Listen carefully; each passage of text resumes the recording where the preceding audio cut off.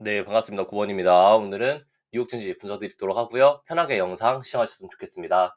현재 증시는 기대감과 공포 두 가지를 가지고 있는 시장이다라고 좀 해석할 수 있습니다. 나스닥은 금요일에 반발 매수세가 들어오면서 전저점을 좀 이탈하지 않고 지지를 받은 구간이자 실제로 현재 길게 일본 기준으로 추세를 보더라도 아직 추세 하단을 이탈하지 않고 있는 구간이다라고 볼 수 있습니다. 이미 캔들이 하단을 이탈하고 올렸기 때문에 첫 번째로는 좋지 않다라고 해석할 수 있지만 두 번째로 이 V자 반등이 실제로 우리 월요일 시장에서도 한 번 더 위로 상승이 이루어진다면은 단기적으로 이 저점을 잡고 반등이 나왔던 과거의 패턴대로 다시 한 번 더 올라갈 수 있지 않을까라고 기대할 수 있는 구간이기도 하고요. 자, 현재 위켄 나스닥 기준으로는 0.13% 보합 수준으로 상승하고 있고요. 반대로 비트코인 같은 경우는 금요일 상승세를 추가적으로 이어가지 못하고 횡보하고 있는 구간이기도 합니다. 자, 현재 비트코인 같은 경우는 공포 탐욕 지수 기준으로 10까지 내려온 구간이고요. 비트코인의 공포 탐욕 지수 10은 실제로 2025년도 기준으로 보았을 때 가장 낮은 수준까지 내려와 있다라고 볼 수 있어요. 자, 3월 27일에 우리가 관세로 가장 힘들었던 구간 이때 10까지 내려와 있고 그리고 지금이 10이에요. 즉 비트코인 기준에서는 정말 낮은 수준이고 자, 맥스. 자, 2018년도부터 비트코인 공포 탐욕 지수를 보더라도 이렇게 밑에 내려왔던 적이 그렇게 많지 않을 정도로 현재 비트코인은 정말 과한 공포를 지금 반영하고 있다라고 볼 수 있어요. 그럼 시장이 도대체 왜 이러느냐라고 하시면은 결국 이거 하나예요, 이거 하나. 뭐 유동성이 없고 뭐가 없고 뭐 레포 잔고가 뭐 어떻고 금융권이 망하고 뭐 여러 가지 이슈들이 정말 많고 뭐 AI 거품이네 뭐니 뭐 마이클 버리가 숏을 잡았네 마네 하지만 제일 중요한 건 딱 이거 하나입니다. 금리 인하 기대감이요. 12월 25일 금리 인하 기대감이 이제 얼마 남지 않았다라는 거예요. 이제 한 달 정도 남은 12월인데 아니 금리 12월까지 금리 인하를 기대감이 늘어나기 위해서는 금리 인하가 진행되기 위해서는 여러 매크로 데이터들이 나오면서 금리 인하를 할 수 있어라는 데이터들이 나와줘야 되는데 현재 시장은 이걸 기대하지 않고 있다라는 거예요. 그래서 보시면 아시겠지만 한 달 전에 94%였던 금리 인하 기대감이 지금은 44%로 금리 동결 확률이 더 높아진 상황이기도 합니다. 그렇기 때문에 어쩔 수 없이 암호화폐나 이런 구간들은 하락할 수밖에 없고요. 자, 추가적으로 이거는 1월 달에 있는 FOMC 금리 인하 기대감이에요. 당연히 1월 달에는 보시면 아시겠지만 금리 동결 가능성이 2%에서 34%까지 늘어난 구간이긴 하지만 아직 시장 해석할 때는 에이 그래도 지금 이게 지금 0.25% 금리 인하하는 확률이거든요. 1개월 전이나 지금이나 동일하게 거의 50%도 왔다 갔다 지켜보는 걸 보면은 그래도 시장은 아직 제가 12월은 못하더라도 1월은 할 수 있겠지라는 뭐 생각을 할 수 있는 거죠. 반대로 뭐 당연히 이 금리 인하 기대감은 사라질 수밖에 없는 거고요. 컷 금리 인하 기대감은 사라질 수밖에 없지만 그럼에도 불구하고 시장이 아직 1월 달 금리 인하 기대감을 살리고 있기 때문에 어떻게 해석하냐면은 12월에 금리 인하 기대감이 떨어지더라도 1월에 금리 인하 기대감이 상승을 한다면은 결국 시장은 12월에 금리 인하 못하는 거 이미 증시에 반영해 놨어. 근데 1월에 금리 인하를 한다는 것은 아직 증시에 반영이 덜 되어 있으니까 이거 호재로 잡고 상승 나올 수 있어 라고 해석할 수 있는 즉 하나의 호재인 거죠. 하지만 반대로 얘기하자면은 1월 금리 인하 기대감까지 내려간다면 증시는 더더욱이 얼어붙을 수밖에 없다라고는 좀 해석할 수 있습니다. 자, 증시가 실제로 나중에 이 나중에 강한 하락이 나올 때 어디까지 밀릴 거냐면은 개인적으로는 좀 걱정을 하고 있어요. 어디 정도를 걱정하고 있냐면 대략 올해 12월 말에서 1월 초 정도를 걱정하고 있는데 지금 보시면 나스닥이 이렇게 갭을 띄워둔 구간들이 있어요.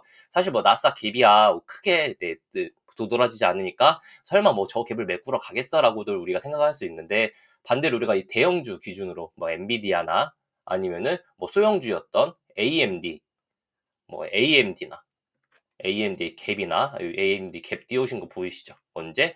대략 10월 초에. 네, 그리고 인텔이나 인텔의 갭도 높게 있죠. 네. 그리고 이런 갭은 많아요. MSFT라고 해서 마이크로소프트 같은 경우도 밑에 지금 갭을 강하게 띄워놨던 이런 구간들을 보자면은 사실 우리가 이 갭을 뭐라고 생각하냐면은 갭은 언젠간 띄우고 메꾸고 내려온다라고 볼 수 있는 거죠. 주봉 기준에서도 우리가 이렇게 볼 수 있으면은 지금 구간 이 갭을 메꾸러 내려오는 하락은 나올 수 있겠구나라고 우려할 수 있어야 돼요. 네. 이렇게 우리가 좀 증시를 해석할 수 있지 않느냐라고 볼 수 있는 거죠. 그래서 자 지금 당장의 증시가 와장창 무너진다고는 보이지 않더라도 향후에 뭐 12월에서 1월 사이에 실제로 아까 말씀드렸던 뭐 마이크로소프트의 갭 하락 그리고 MACD의 갭 MACD란다. AMD나 인텔 등의 이 갭은 매끄러울 수 있다라고 우리가 해석할 수 있는 거죠. 그러면은 과하게 밀어요, 과하게 증시는. 그때 가되면은. 그래서 지금 당장에 우리가 뭐 엔비디아를 가지고 오늘, 내일 당장 폭락이 나옵니다라고는 하지 않더라도 엔비디아 기준에서는 엔비디아가 160불을 이탈하는 이후로부터는 자, 우리가 흔히 뭐 지금 비트코인도 그러지만 가격이 싸면 싸니까 매수 좀 넣어보자라는 그 매수 기대감이 들어올 수는 있거든요. 하지만 실제로 엔비디아가 160불을 이탈한다는 것은 이후로 밑에 지라인을 받지 못하고 밀겠다는 것과 같아요. 마지막 본인이 지받았을 때는 지라인들이 이탈했기 때문에 엔비디아가 160불을 이탈할 때는 우리가 와 싸다 하고 뭐 150불, 뭐 158불, 156불 이럴 때 매수하는 것이 아니라 꾹 참고 120불 아래에서 매수한다. 이거는 제 영상 보시는 분들 나중에라도 꼭 기억하셨으면 좋겠습니다.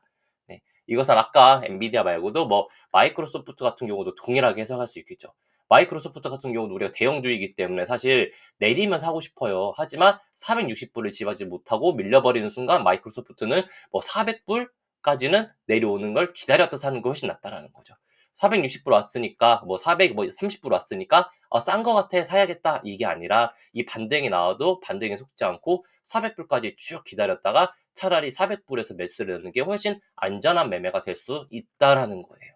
그래서 이 점 우리가 보시면 되고 자, 마이크로소프트 같은 경우는 사실 무난하게 더블탑 패턴 나오고 추세를 이탈하기 때문에 마지막 지지란이 490불 때 이탈하면은 무난하게 460불까지 내려올 것이고 460불에서 반등이 나오더라도 490불 돌파하지 못한다면은 400불까지 원큐로 떨어지는 하락 나올 수 있기 때문에 이런 것을 우리가 조심해하면서 지금 마이크로소프트 490불이니까 싸다 하고 매수세를 넣는 거는 정말 위험하다라고 볼 수 있겠죠.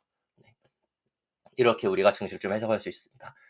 자, 그러면은 아까 엔비디아 먼저 설명을 드렸는데 자, 우리가 이거는 좀 생각해 봐야 돼요. 자, 지수 기준으로 이렇게 밀릴 때 중소형주들 역시도 와장창 무너지겠지만 당장 월요일에 무너진 시장이 아니라면은 우리가 증시를 대응할 시간은 있다라는 거예요. 무슨 소리냐면은 내 평단이 높아. 근데 아직 손절을 잡지 못해서 그러면은 손절할 수 있는 그리고 차익 실현할 수 있는 매도할 수 있는 기회는 잡을 수 있다라는 거예요. 엔비디아 기준으로 183불을 이탈하지 않고 지지를 받았기 때문에 반등이 나올 때 엔비디아가 195불에서 198불을 돌파하는지를 봐야 돼요. 이 구간을 돌파하고 반등이 나와준다면은 다시 한 번 더 정고점까지 엔비디아 역시도 돌파할 수 있는 도전하러 갈 수 있는 힘은 나오지만 결국 이 정고점을 돌파하지 못할 경우 이 위에서 수렴을 만들고 밑으로 빠질 수 있기 때문에 이런 패턴 조심하면서 우리가 끌고 가야 된다는 거죠. 반대로 엔비디아가 183불은 절대 이탈하면 안 된다라고 볼 수 있는 거고요. 자, 여러 가지 중소형주들이 있어요. 자, 우리가 지금 보시면 아시겠지만 이거는 현재 솔라나, 비트코인 관련주인 솔라나죠. 네, 알트 3대장 중 하나의 솔라나입니다. 그리고 이거는 슈퍼 마이크로 컴퓨터, 반도 자, 슈마컴 같은 경우 패턴을 보시면 아시겠지만 20일선하고 그리고 캔들이 정말 이격이 많이 벌어져 있어요. 이 이격이 어느 정도로 벌어져 있냐면은 자, 이렇게 쭉 당겼을 때 대략 20%에서 25% 사이에 이격이 벌어져 있는데 과거에 아무리 하락장일 때도 이렇게 이격이 크게 벌어졌던 적들이 많지 않다라는 거예요. 본인 20일선이랑 같이 보았을 때.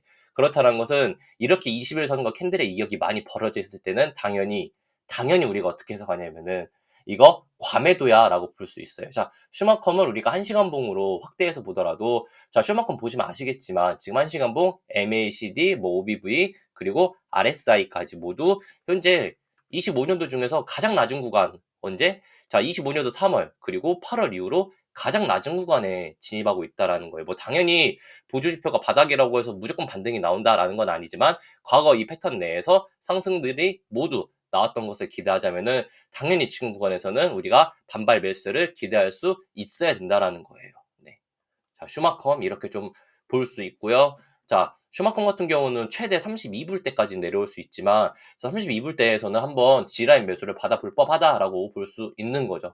반대로 이 종목 같은 경우는 36불을 돌파해놨기 때문에 38불을 돌파할 경우 단기적으로는 40불 초반까지는 다시 한번 줄 수 있는 구간이어서 우리가 이런 반등을 한번은 좀 노려봐야 되지 않냐라고 볼 수 있어요. 네, 이렇게 슈마컴 말고도 이런 패턴을 가진 종목들이 정말 많아요. 이거는 뭐 퀀텀 사이라고 해서 양자 스터드 자, 섹터가 다름에도 불구하고 비슷하게 과하게 하락이 나와 있다라는 거, 그리고 추세 하단을 지지받고 있다라는 것을 보면은 퀀텀 사이 역시도 지금 구간 G라인 매수를 1.25불 이탈 전까지 홀딩 잡으면서 매수를 넣을 수 있고요.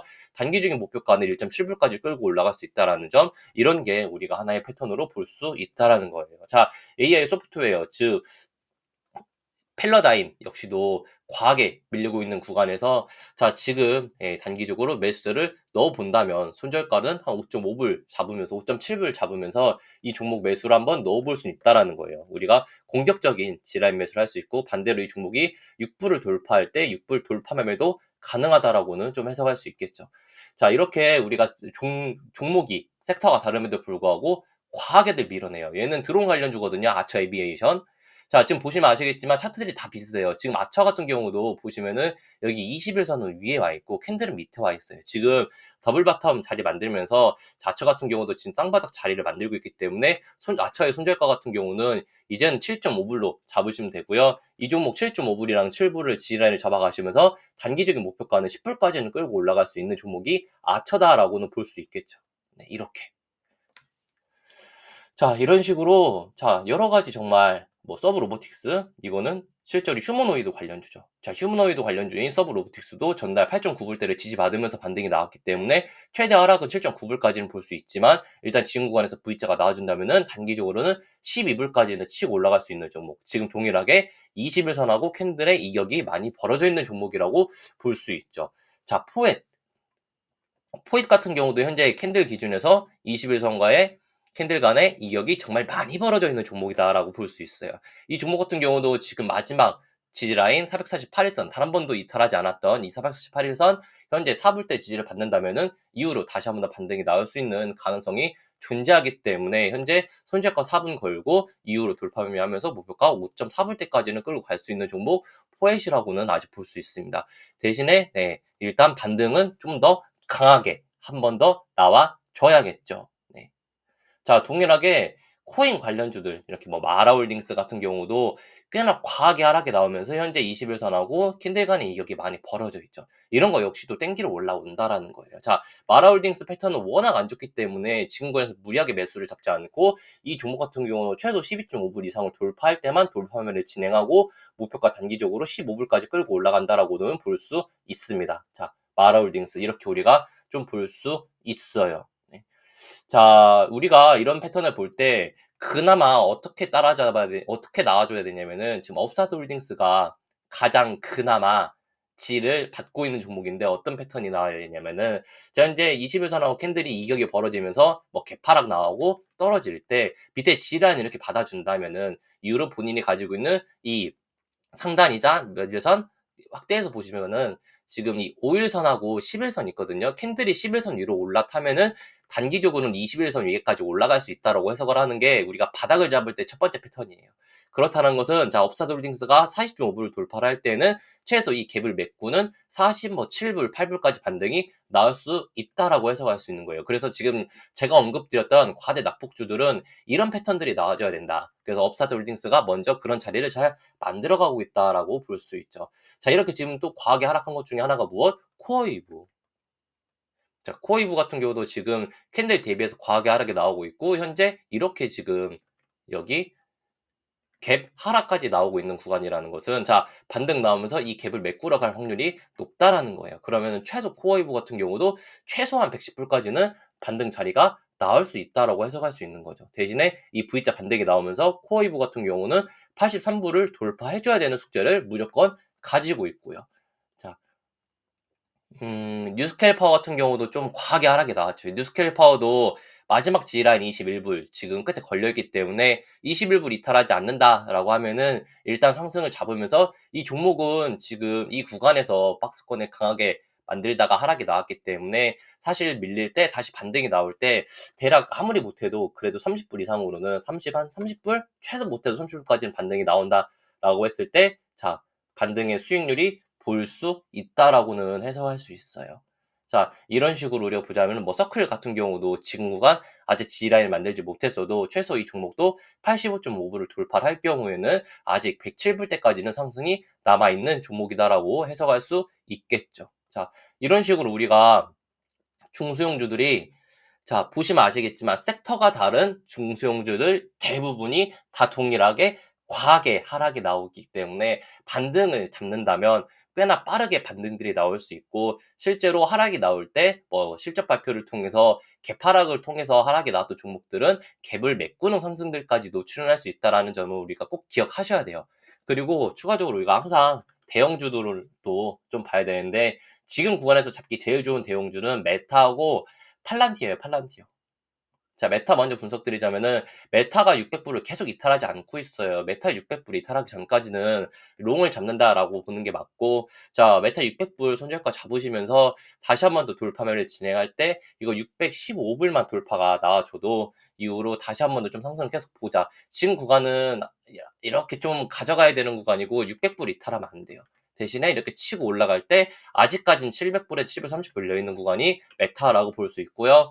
자, 동일하게 우리가 하나 더 볼 때 팔란티어. 이 팔란티어 같은 경우도 지금 구간에서 이탈하지 않는다면, 168불을 이탈하지 않는다면은 예, 다시 한 번 더 위로 올라간다라고는 좀 볼 수 있어요. 지금 전날 금요일에 168불을 약간 훼손하고 내려왔기 때문에, 자, 월요일에 168불 아래로 캔들이 내려가면은 팔란티어는 150불까지 떨어질 수 있는 우려감이 너무 높아서 이 점은 우리가 기억하시면 되시고요. 168불을 지지를 받아준다면은 이후로 다시 반등이 나오면서 183불 때까지는 반등이 나온다. 라고는 좀 해석할 수 있어요. 위에 갭을 띄워놓고 하락이 나왔기 때문에 최대 상승은 해당 갭을 메꾸는 상승까지도 나올 수 있는 기대감이 남아있는 종목, 아직 팔란티어라고는 볼 수 있죠. 네.